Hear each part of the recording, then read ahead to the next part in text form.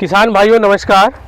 मैं चंद्रिका प्रसाद चीनी मिल अजवापुर से एसटीपी विधि पर चर्चा करने के लिए उपस्थित हुआ हूं। हमारे चीनी मिल में एक अभियान चल रहा है किसानों के लिए, कम बीज उत्पादन ज़्यादा, एसटीपी विधि का पक्का वादा।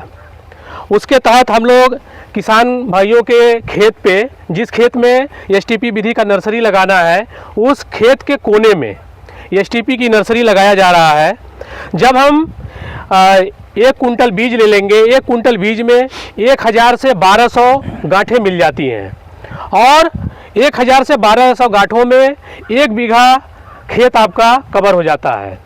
तो वो हम क्या करेंगे, एक एक गांठ के 15-0-23 गन्ने के टुकड़े काटते हैं और देखेंगे आप टुकड़े इस तरीके से होते हैं।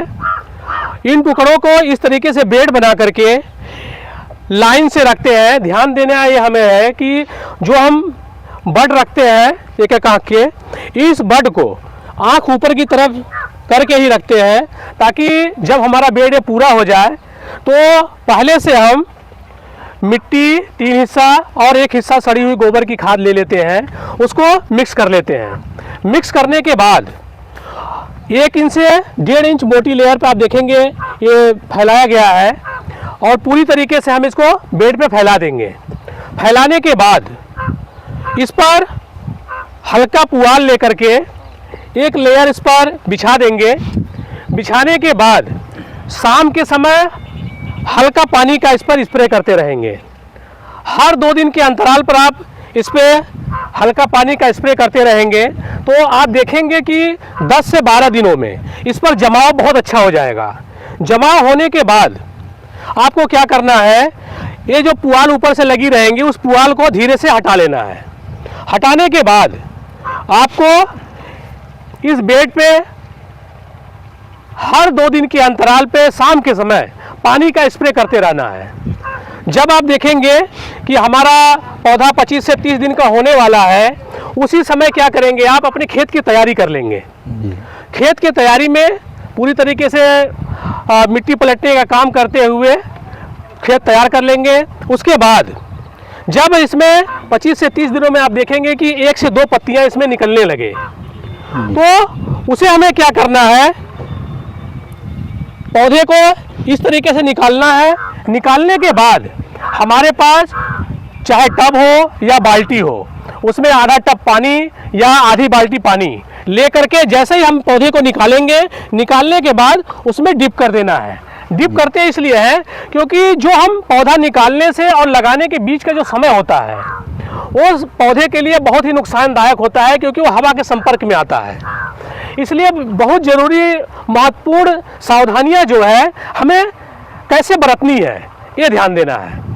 जी, क्या क्या सावधानियां बरतनी पड़ेंगी उसमें? देखिए, जो सावधानियां हमें बरतनी है, सावधानी के रूप में ध्यान रखिएगा। जैसे ने मैंने बताया, जैसे ही आपकी नर्सरी 1 से 2 पत्ते की स्टार्ट हो जाएगी तो उसको आप निकाल करके, पानी वाला टब हो या आपके बाल्टी में आधी बाल्टी पानी हो, निकालने के बाद निकालेंगे पौधे को, तुरंत उसमें डिप कर देंगे।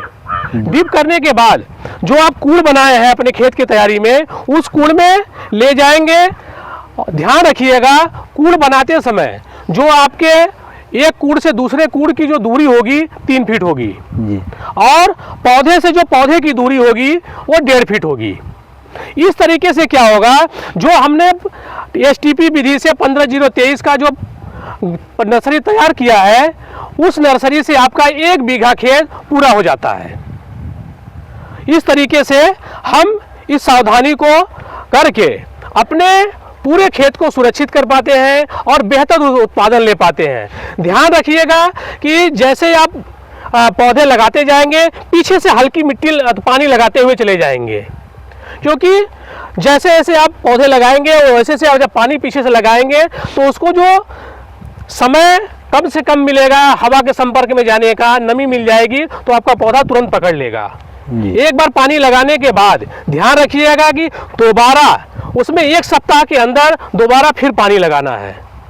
ठीक है, इस तरीके से हम अपने पूरे पौधे को बेहतर रख पाते हैं, सुरक्षित रख पाते हैं और उत्पादन के लिए बेहतर हम आगे बढ़ पाते हैं।